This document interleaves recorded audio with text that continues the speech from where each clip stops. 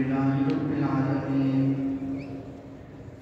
والصلاة والسلام على سيد الأنبياء والمرسلين وعلى آله وأصحابه أجمعين أما بعد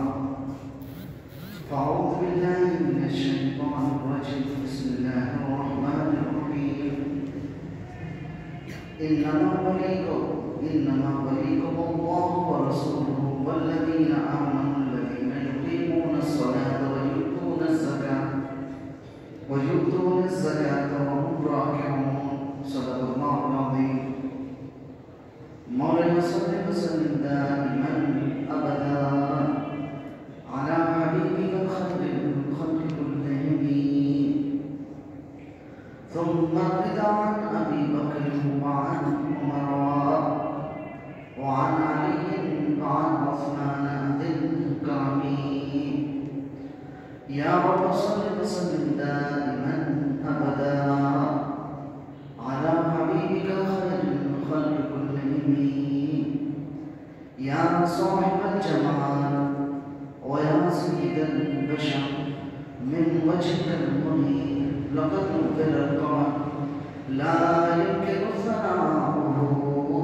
كما كان حقه بعد سلطان وسلطان مختصر بلغ العلا بكماله كشف الدجى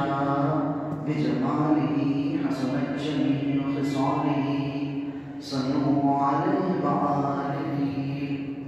الصلاة والسلام عليك يا رسول الله الصلاة والسلام عليك يا نبي الله وعلى آلك وأصحابك يا حبيب الله. معزز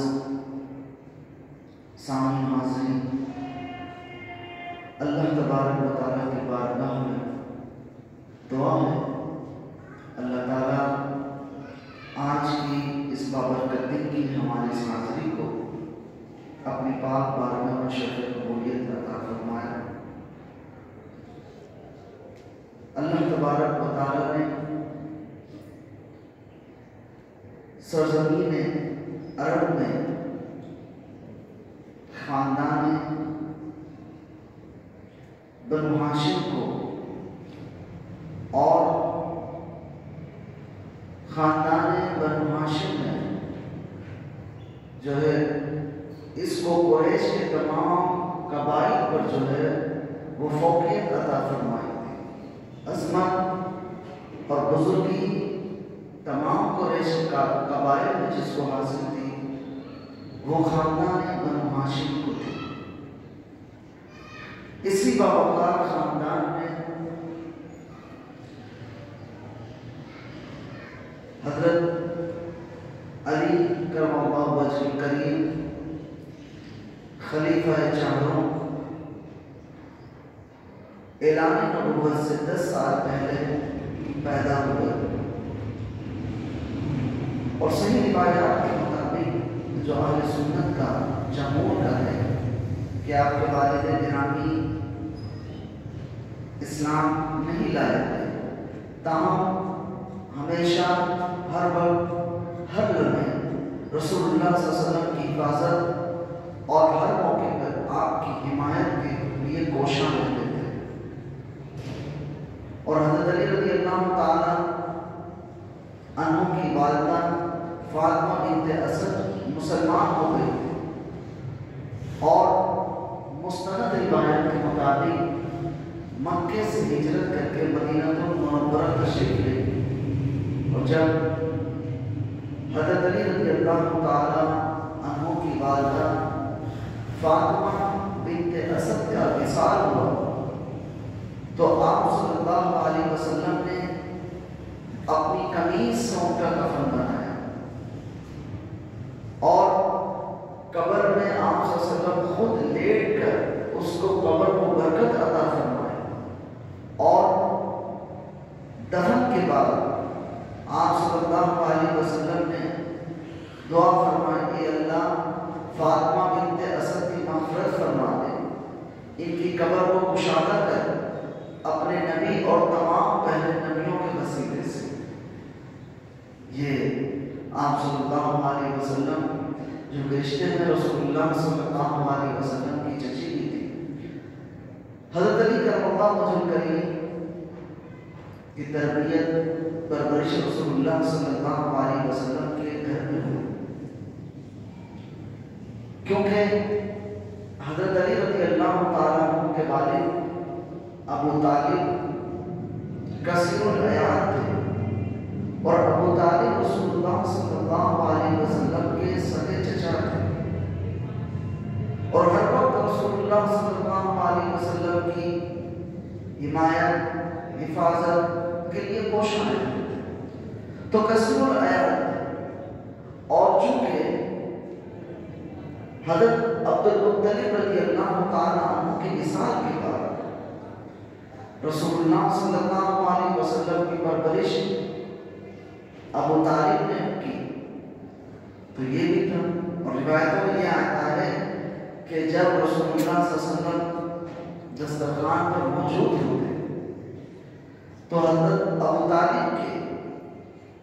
دسترخوان میں برکت ہو جاتی، اور آپ جو ہے ابو طالب اپنے بچوں پہ رسول اللہ صلی اللہ علیہ وسلم کو ترجیح دیا کرتے تھے۔ تو اسی کے پیش نظر کہ ابو طالب کثیر العیال تھے، انتہائی وسعت کے ساتھ گزر اوقات ہوتا تھا، اس لیے حضور صلی اللہ علیہ وسلم نے حضرت عباس سے فرمایا ہمیں اس پریشانی میں ان کا ابو طالب کا ہاتھ بٹانا چاہیے۔ وہ اس طرح چنانچہ کہ حضرت جعفر کو جو ہے حضرت عباس نے اپنی کفالت میں لے لی، اور حضور اکرم صلی اللہ علیہ وسلم نے حضرت علی رضی اللہ تعالیٰ عنہ کو اپنی زیر تربیت لے لیا، تو اعلان نبوت ہوئی۔ تو تقریباً مستند روایت کے مطابق حضرت علی رضی اللہ تعالیٰ عنہ کی عمر مبارک 10 سال کی تھی۔ تو یہاں سے یہ بھی پتہ چلا کہ اگر کوئی بچہ سمجھدار ہے اور بالغ بھی عاقل بھی ہے، سن بلوغت کو پہنچا ہوا ہے، اس کا ایمان معتبر ہوگا۔ یہ حکم ہے کہ کوئی بچہ اگر سمجھدار ہے، عاقل بالغ ہے اور مسلمان ہو گیا، اس کا جو ہے ایمان قابل قبول ہوگا۔ اس کی وجہ یہ ہے کہ آج ہمارے یہاں دیکھیں بہت سے لوگ ہیں، ہمارے یہاں قانون پاس ہو چکا ہے کہ جو 18 سال سے کم ہوگا وہ جو ہے اسلام قبول کرے گا، تو اس کے لیے جو ہے مختلف شرائط ہیں کہ کتابیں پیش کی جائیں گی، وہ دیکھے گا اور وہ جو ہے اس کا اسلام قابل قبول ہوگا کہ نہیں ہوگا۔ جب یہ قرارداد پاس ہو رہی تھی، اکثر جو حضرت علی رضی اللہ تعالیٰ عنہ کے محبت کا دم بنتے ہیں اس میں شامل ہیں، اور حضرت علی رضی اللہ تعالیٰ عنہ مستند روایت کے مطابق اس وقت 10 سال عمر مبارک تھی۔ تو جب نماز بھی فرض ہو گئی تھی تو ایک دن دیکھا کہ ام المومنین عائشہ صدیقہ رضی اللہ تعالیٰ عنہ نماز ادا کر رہی ہیں، اور حضرت علی رضی اللہ تعالیٰ عنہ یہ منظر دیکھ رہے ہیں۔ پھر رسول اللہ صلی اللہ علیہ وسلم سے یہ سب پوچھا، تو آپ صلی اللہ علیہ وسلم نے اللہ تعالیٰ کی توحید، اپنا منصب نبوت اور نماز وغیرہ کے بارے میں خبر دی، اور اسلام کی دعوت دی کہ اسلام کو قبول کرو۔ تو حضرت علی رضی اللہ تعالیٰ عنہ نے اسلام کو قبول کیا، تو بچوں میں سب سے پہلے جو اسلام لے کر آئے وہ سیدنا علی کرم اللہ وجہ کریم، تو بچوں میں سب سے پہلے۔ اور ویسا دیکھا جائے تو تیسرا نمبر جو اسلام لانے میں تیسرا نمبر جو تھا، تیسرے شخص تھے وہ سیدنا علی المرتضیٰ کرم اللہ وجہ کریم۔ تو اس طرح آپ کی پرورش رسول اللہ صلی اللہ علیہ وسلم کے گھر میں ہوئی۔ آپ کبھی شرک نہیں کریں، کبھی برائی نہیں کریں۔ بہت سے صحابہ کرام سے سیدنا ابو بکر صدیق رضی اللہ تعالیٰ عنہ، عمر فاروق اور جو ہے عثمان غنی رضی اللہ تعالیٰ عنہ، ابو ذر غفاری رضی اللہ تعالیٰ عنہ، یہ کبھی شرک کے قریب نہیں گئے، کبھی غلط کام کو اختیار نہیں کیا، شراب کو ہاتھ نہیں لگایا.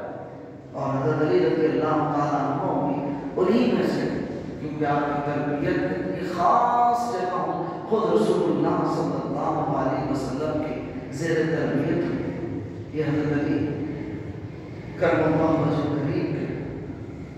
بے شمار اوصاف، کمالات، فضائل و مناقبات ہیں جو چیدہ چیدہ آپ احباب کے گوش گزار کیے جائیں گے.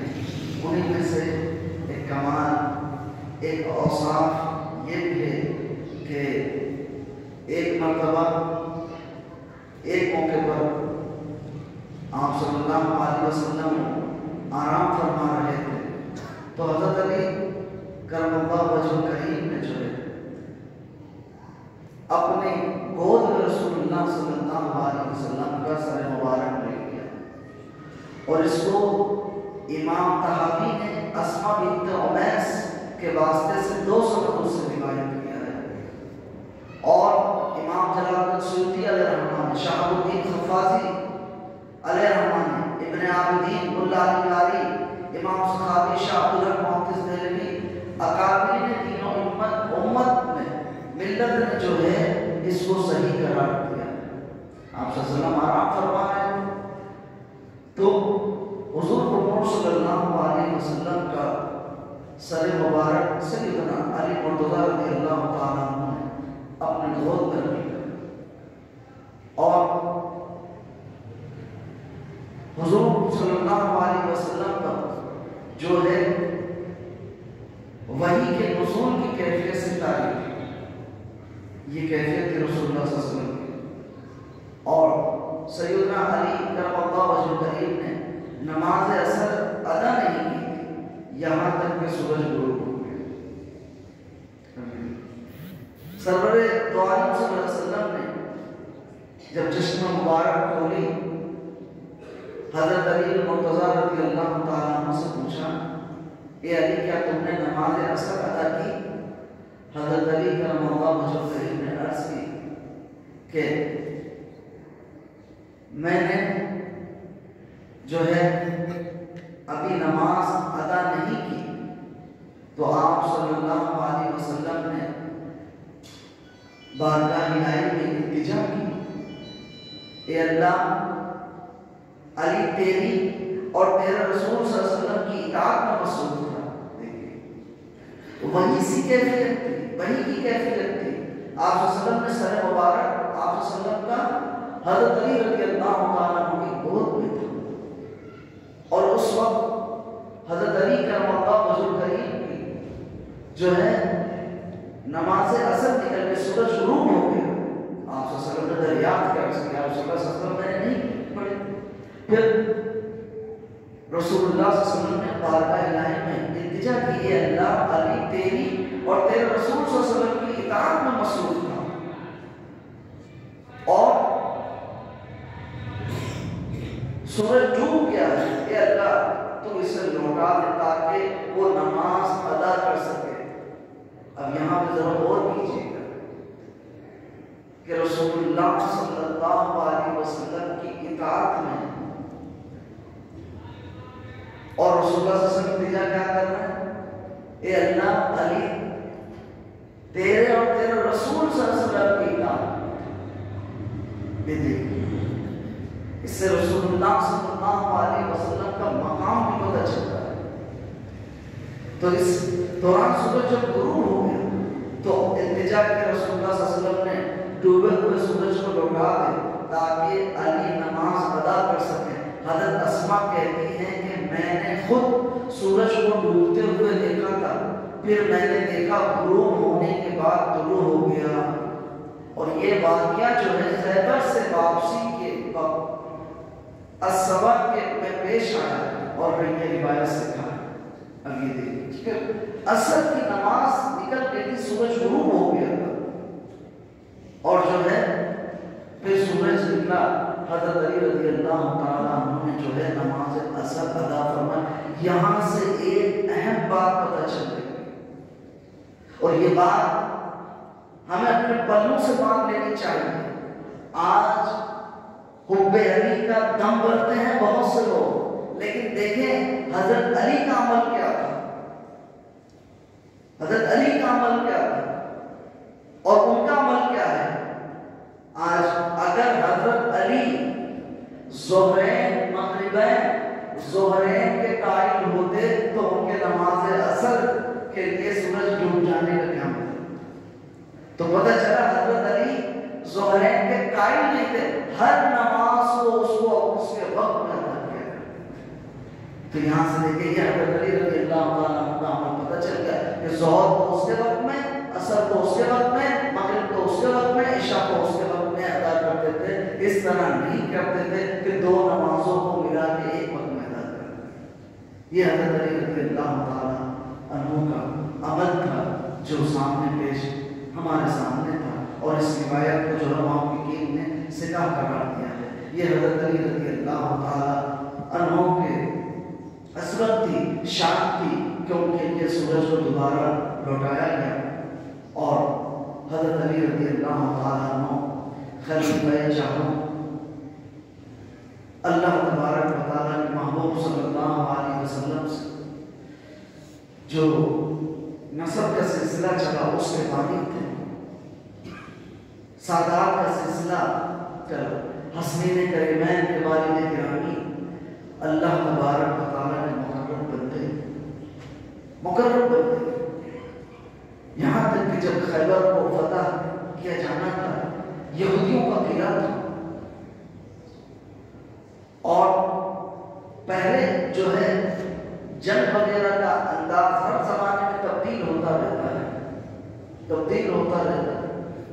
آج دیکھیے کبھی انسان کے تصور میں نہیں تھا کہ ڈرون کے ذریعے حملے کیے جائیں، ڈرون کے ذریعے کل کے ٹیکنالوجی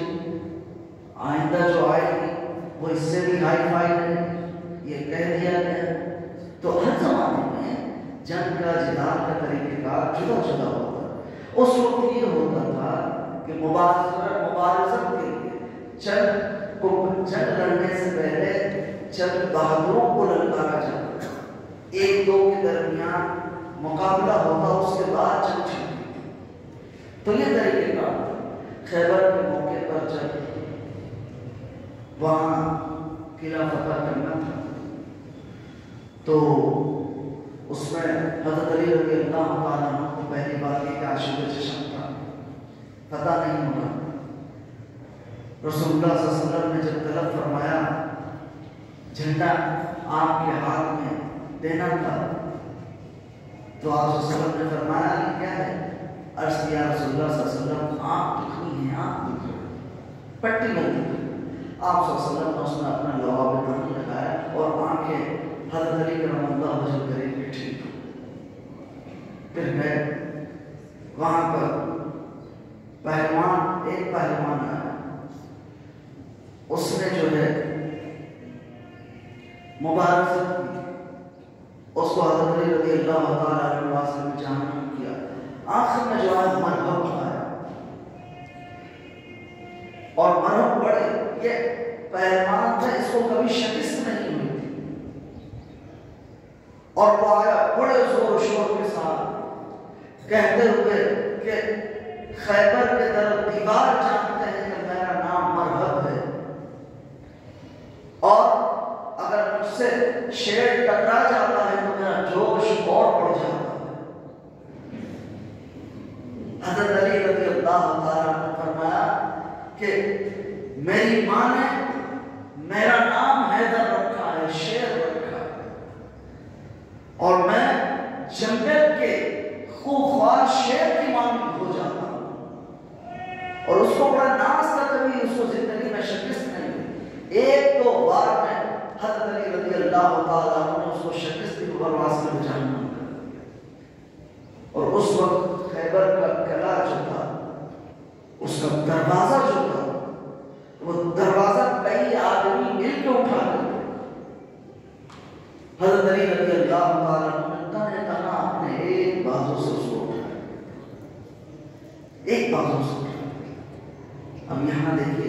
مقام قرب دیکھیے، مقام قرب اس طرح دیکھیے کہ اللہ تبارک و تعالیٰ نے آیت کریمہ میں ارشاد فرمایا کہ جب موسیٰ علیہ السلام وادی ایمن میں پہنچے، حضرت موسیٰ علیہ السلام کو معجزہ عطا کیا گیا۔ ایک معجزہ یہ تھا کہ آپ اپنا ہاتھ سینے میں ڈالتے نکالتے ایک دم روشن ہو جاتا، اور دوسرا معجزہ یہ تھا اپنی عصا کو جو ہے زمین پہ رکھتے تو وہ اشتہا بن جاتا۔ جب یہ معجزہ دینا تھا تو موسیٰ علیہ السلام جو ہے راستے میں واپس ہو رہے تھے مصر کی طرف، ندا فلما اتاها نودي من شاطئ الوادي الايمن في البقعة المباركة من الشجرة کہ سو جب اس آگ کے پاس پہنچے تو ان کو اس میدان کے داہنی جانب جو کہ موسیٰ علیہ السلام کے جانب تھی، اس مبارک مقام پر ایک درخت میں سے آواز آئی، اَيَّا مُوسَىٰ إِنِّي أَنَا اللَّهُ رَبُّ الْعَالَمِينَ، آواز آئی کہ اے موسیٰ میں اللہ رب العالمین ہوں۔ یعنی یہ معجزہ جب دینا تھا نا تو وہاں ایک درخت سے آواز آئی، درخت سے آواز آئی کہ اے موسیٰ میں جو ہوں اللہ رب العالمین ہوں۔ اب ظاہر بات ہے مسلمانوں کے اندر حلول کا عقیدہ تو نہیں کہ انسان کے اندر کوئی حلول کر جائے، خدا حلول کر جائے، ایسا عقیدہ نہیں۔ تب اس کا مطلب کیا ہوا؟ اس کا مطلب یہ ہے کہ وہ جو ہے درخت جو تھا اللہ تعالیٰ کی صفات کلام کا مظہر بن گیا، اللہ تبارک و تعالیٰ کی صفات کلام کا مظہر بن۔ اور آسان یوں کر دیں کہ جس طرح انسان سمجھنے کے لیے آئینے کے سامنے کھڑا ہوتا ہے، آئینے کے سامنے انسان کا پورا عکس نظر آتا ہے، تو وہ حقیقت میں آئینے کے اندر انسان نہیں ہوتا، اس کا عکس ہوتا ہے، اس کی تجلیات ہوتی ہے انسان، اس کا پرتور ہوتا ہے، وہ حقیقت میں انسان نہیں ہوتا۔ تو بلا تشبیہ بلا تمثیل اللہ تبارک و تعالیٰ کے صفت کلام کی تجلی اس درخت پر ہوئی، اس کا پرتو ہوا، تو اس نے کہا اے موسیٰ میں اللہ تمہارا رب ہوں۔ تو جہاں پر علماء فرماتے ہیں کہ جب ایک درخت اللہ تعالیٰ کی صفات کا مظہر ہو سکتا ہے تو انسان جس کے اندر اللہ نے اپنی روح پھونکی وہ اللہ کی صفات کا مظہر بھی نہیں ہو سکتا۔ اور اللہ تعالیٰ فرماتا بندہ فرائض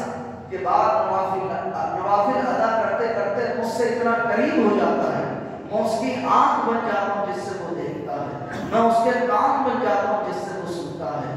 میں اس کی زبان بن جاتا ہوں جس سے وہ کلام کرتا ہے۔ تو یہاں علماء فرماتے ہیں تو انسان جب یہ ہے اس کے اندر روح پھونک دی گئی، اللہ نے اپنی روح پھونکی، وہ اس کی جو ہے صفات کا مظہر کیوں نہیں بن سکتا؟ اور یہ بات شکوک و شبہات میں نہیں ہونی چاہیے۔ یہاں پر اس زیر بحث جو بخاری میں